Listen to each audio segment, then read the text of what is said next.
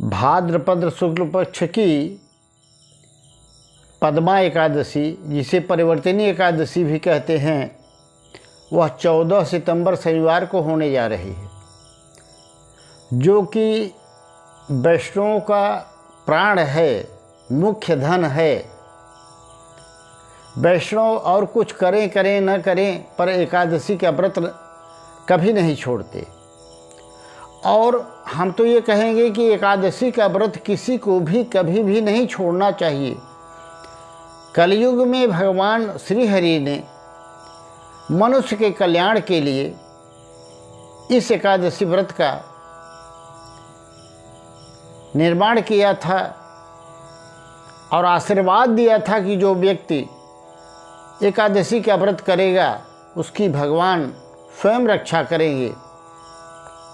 तो पहले हम आइए देख लेते हैं कि एकादशी का प्रादुर्भाव कैसे हुआ और कब से लोग एकादशी का व्रत करने लगे।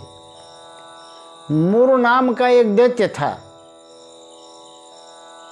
जो दैत्यों के युद्ध में देवताओं को पराजित कर दिया था। कोई भी उसके सामने नहीं टिक पा रहा था। अंत में सब भगवान श्री हरि, भगवान विष्णु के पास गए। भगवान विष्णु ने घोर युद्ध किया,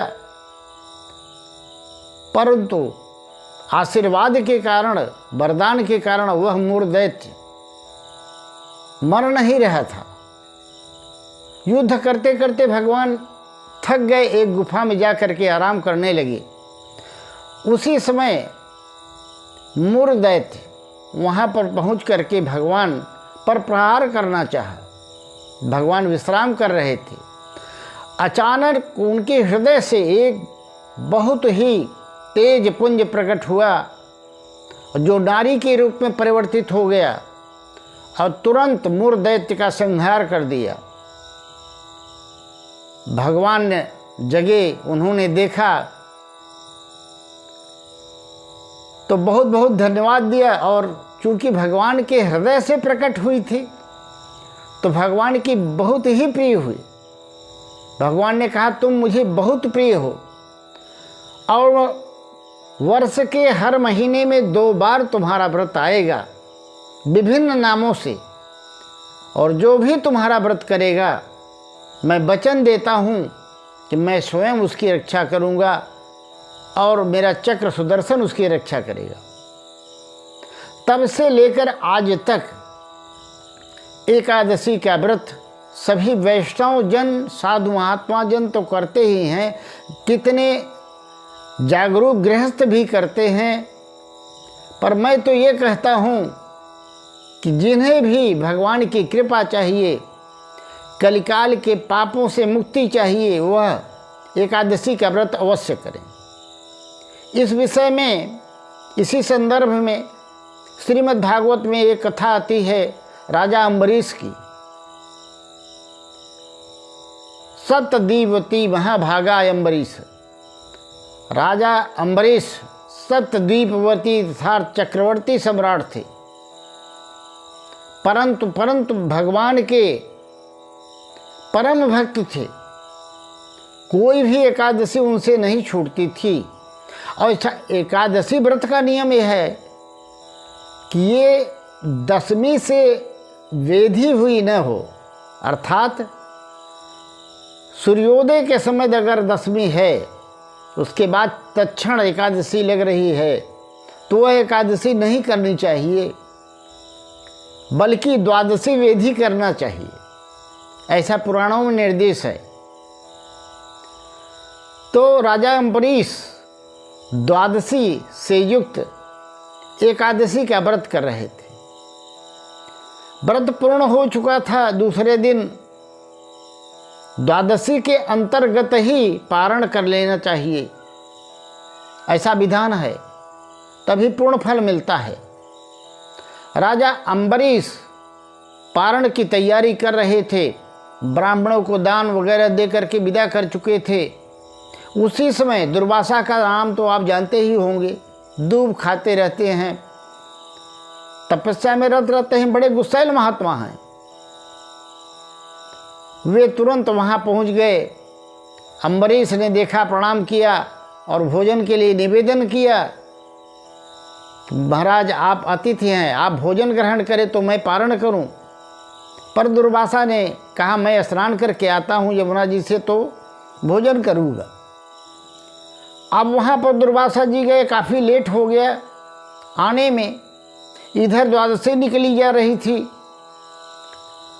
तो गुरुओं से परामर्श किया राजा अम्बरीश ने कि मेरा द्वादशी अगर निकल जाएगी तो पारण नहीं हो पाएगा और फल मुझे नहीं मिलेगा। दूसरी तरफ दुविधा में हूँ कि अतिथि भोजन कराए बिना मैं पारण कैसे कर लूँ। तब विद्वानों ने सलाह दिया कि जल का पी लेना, भगवान के चरणों का चरणामृत पी लेना, वो पारण भी हो जाएगा और भोजन न करना भी हो जाएगा। दोनों बात सत्य हो जाएगी अगर आप पारण इस तरह से कर लेते हैं तो। दुर्वासा जी अभी आए नहीं थे, तो राजा अम्बरीश ने भगवान के चरणों का पंच अमृत प्रक्षालन जो था उसको अपने मुंह में डाल लिया, पारण हो गया। और तभी दुर्वासा जी आए, उन्होंने देखा उनके सामने ही पारण करते हुए, और वो क्रोध में लाल हो गए और गुस्से में बोले कि तुम अपने को बहुत बड़ा भक्त समझते हो, आज मैं तुम्हें मजा चुखाऊंगा, देखूंगा तुम कितने बड़े भक्त हो। क्रोध में आकर उन्होंने अपने जटा से एक बाल खींचा और उठा करके जमीन पर पटक दिया, जिससे एक कृत्या उत्पन्न हुई। कृत्या अर्थात राक्षसी। वह कृत्या राजा अम्बरीश को नुकसान करने पहुंची, परंतु तभी भगवान द्वारा नियुक्त चक्र सुदर्शन उस कृत्या का वो मार डाला वहीं पर। अब वह चक्र सुदर्शन चूंकि भगवान अम्बरीश से इतने प्रसन्न थे कि उनकी सुरक्षा के लिए चक्र सुदर्शन को पहले से ही नियुक्त कर दिया था। अब वह चक्र सुदर्शन दुर्वासा के पीछे लग गया, उसके ताप से जलने लगे, परेशान हो गए। ब्रह्मा जी के यहाँ गए, शिव जी के पास गए, कहीं भी समाधान नहीं मिला और कहीं ठौर नहीं मिला। अंत में भगवान श्री हरि के पास गए, और जब भगवान श्री हरि के पास गए तो उन्होंने सारी समस्या बताई और हाथ जोड़ के गिड़गिड़ाने लगे, रोने लगे कि प्रभु मेरी रक्षा कीजिए। भगवान ने कहा, आपने अपराध क्या किया है? सारी वृत्तांत उन्होंने बता दिया। चक्र सुदर्शन ने बताया कि प्रभु आपके भक्त अम्बरीश का इन्होंने अपराध किया है, मैं इन्हें छोड़ूंगा नहीं और इनका वध कर डालूंगा। भगवान ने भी हाथ उठा दिया, दुर्वासा जी मैं भी इसका उपाय नहीं कर सकता। दुर्वासा जी के बहुत गिड़गिड़ाने पर, प्रार्थना करने पर भगवान ने कहा, आप जिसका अपराध किए हैं उसके पास जाइए, अगर वह आपको क्षमा कर देंगे तो चक्र सुदर्शन शांत हो जाएगा। दुर्वासा जी भागे भागे आए और अम्बरीश के चरणों में गिरना ही चाहते थे कि अम्बरीश तो महान धर्मात्मा राजा थे, उन्हें उठा लिया और स्वयं चरणों में गिर गए और गिर करके बोले, प्रभु क्या बात है? तो उन्होंने बताया, ये चक्र सुदर्शन तुम्हारी सुरक्षा में जो लगा हुआ है वह मुझे मार डालना चाहता है, तुम मेरी रक्षा करो।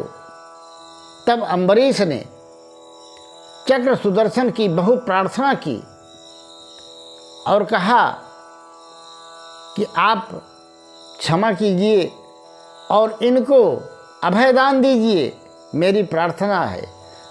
तो भक्त की प्रार्थना को सुनकर के चक्र सुदर्शन शांत हो गए और दुर्वासा जी की दुख निवृत्ति हुई। तो मित्रों, यहाँ पर एक ऋषि पराजित हुआ, किसके आगे? एक भक्त के आगे। और कौन सा भक्त? जो एक भी वर्ष में एक भी एकादशी नहीं छोड़ता था और भगवान श्री हरि का विधिवत पूजन करता था, व्रत करता था। तो मित्रों, एकादशी का व्रत सभी को करना चाहिए, जिससे हमारा जो भी पाप पुंज है वह कट जाए। जब एकादशी उत्पन्न हुई थी तभी भगवान ने, श्रीहरि ने कह दिया था कि जो भी एकादशी का व्रत करेगा उसकी रक्षा मैं करूंगा, उसके सारे दुखों का समाप्ति मैं करूंगा। तो मित्रों, ऐसी है एकादशी की महिमा, जिसे करके लाभ उठावें और प्रभु की कृपा प्राप्त करें। प्रेम से बोलिए राधे राधे, जय श्री कृष्ण।